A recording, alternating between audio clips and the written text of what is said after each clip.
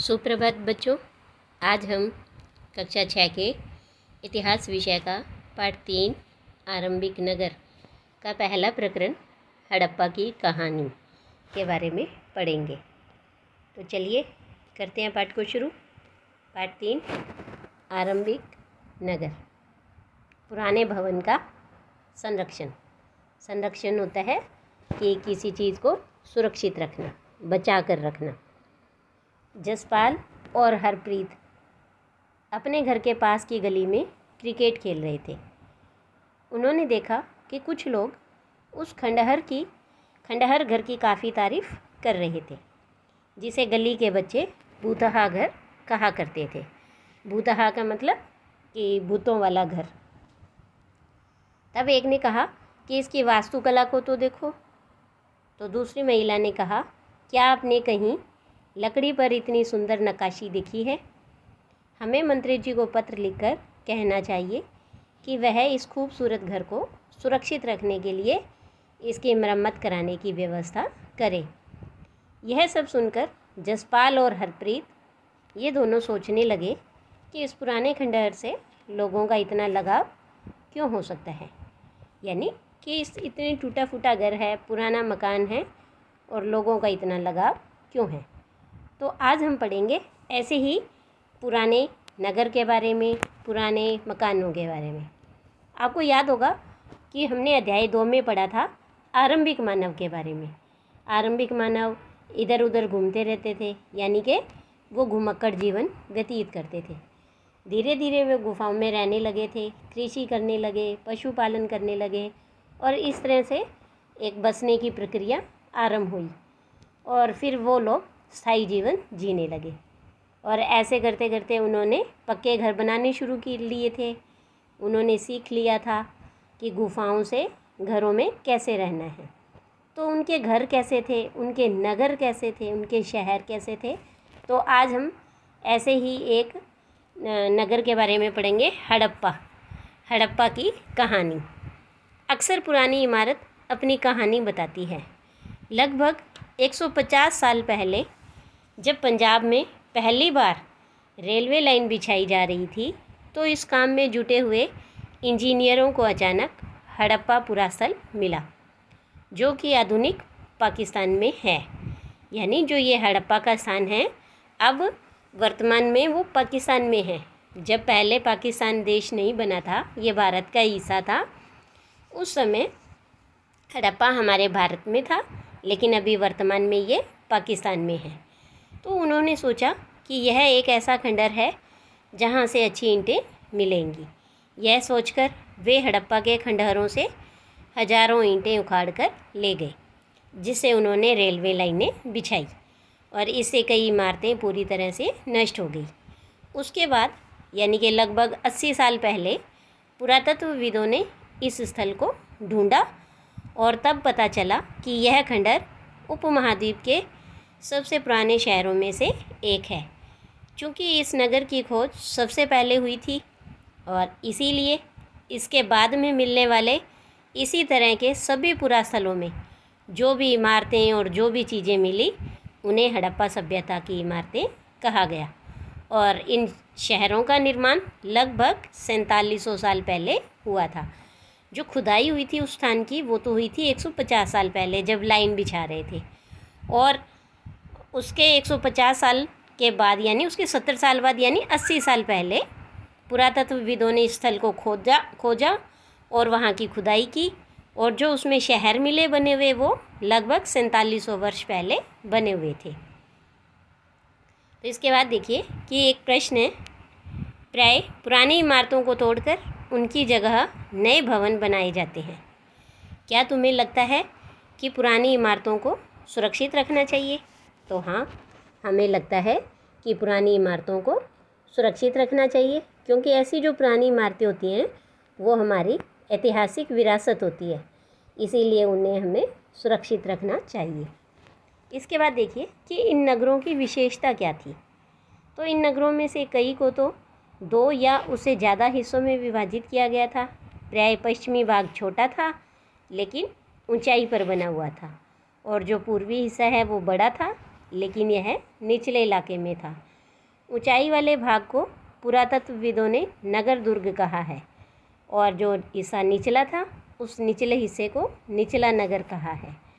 दोनों हिस्सों की चारदीवारियाँ पक्की ईंटों की बनाई जाती थी। इसके बाद देखिए कि जो इसकी ईंटें थी वो इतनी अच्छी से पकी हुई थी कि हज़ारों सालों बाद भी आज भी उनकी दीवार है वो खड़ी है। और दीवार बनाने के लिए ईंटों की चिनाई इस तरह से करते थे जिससे कि दीवारें खूब मजबूत रहे। कुछ नगरों के नगर दुर्ग में कुछ खास इमारतें बनाई गई थी। मिसाल के तौर पर मोहनजोदड़ो में खास तालाब बनाया गया था जिससे पुरातत्वविदों ने महान स्नानागार कहा है। स्नानागार होता है कि नहाने का स्थान। तो इस तालाब को बनाने में ईंट और प्लास्टर का इस्तेमाल किया गया था।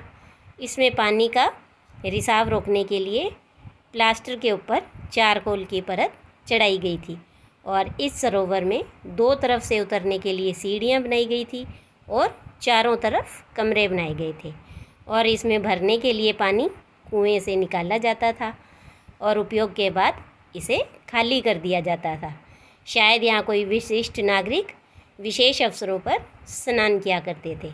विशिष्ट नागरिक से मतलब है जैसे कोई राजा या कोई रानी या राजकुमार राजकुमारियाँ, तो वो कोई जब विशेष अवसर होता होगा तो इस महान स्नानागार में वो स्नान करते होंगे। तो ये देखिए आप इस महान स्नानागार का ये चित्र आपको इसमें दिखाई दे रहा है कि जैसे इसकी इस तरफ और इस तरफ ये दोनों तरफ सीढ़ियाँ बनी हुई हैं और इसके चारों तरफ जो ये आपको खंडहर दिखाई दे रहे हैं टूटे हुए, ये तो ये ऐसे लग रहा है जैसे कि ये कमरे होंगे और खूब बड़ा सारा होता था ये, इसीलिए पुरातत्वविदों ने इसका नाम महान स्नानागार रखा। इसके बाद देखिए कि कालीबंगा और लोथल जैसे अन्य नगरों में अग्निकुंड मिले हैं। जो ये कालीबंगा है ये हमारे हनुमानगढ़ ज़िले में है। ये देखिए आपको यहाँ ये मानचित्र दिखाई दे रहा होगा उपमहाद्वीप के आरंभिक नगर, है ना। तो इसमें देखिए कि ये रहा कालीबंगा जहाँ से अग्निकुंड मिला है और ये मोहनजोदड़ो, चनहुदड़ो, धोलावीरा, लोथल, सुरकोतदा, सोतकाको, इस तरह से ये काफ़ी सारे जो हैं वो पुरातत्व स्थल हैं जहाँ से इनके आरंभिक नगर मिले हैं।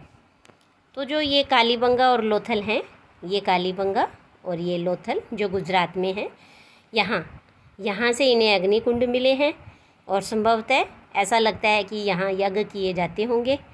मोहनजोदड़ो और लोथल जैसे कुछ नगरों में बड़े बड़े भंडार गृह भी मिले हैं।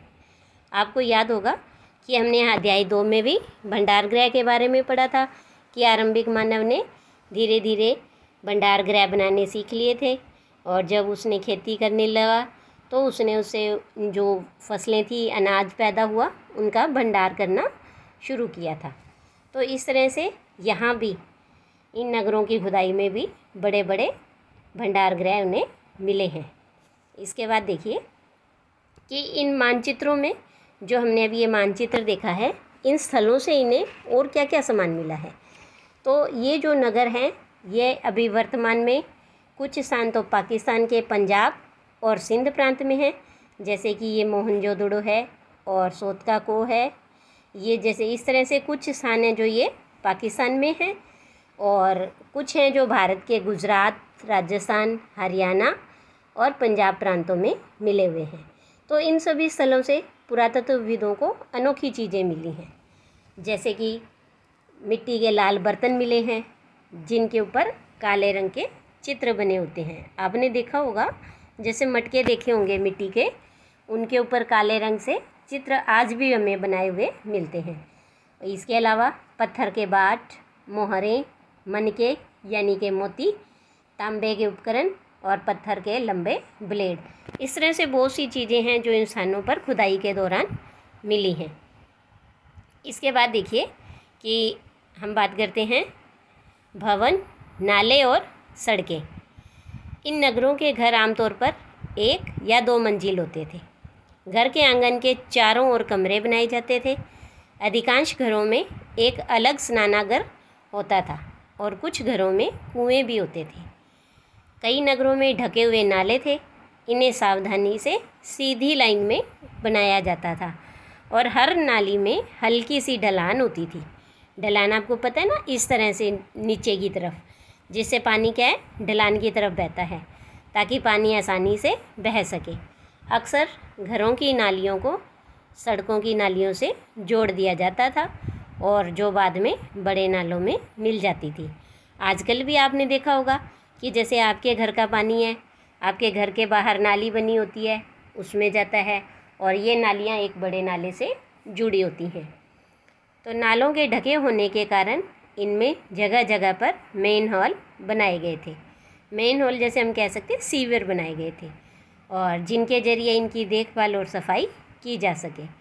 घर, नाले और सड़कों का निर्माण योजनाबद्ध तरीके से एक साथ ही किया जाता था।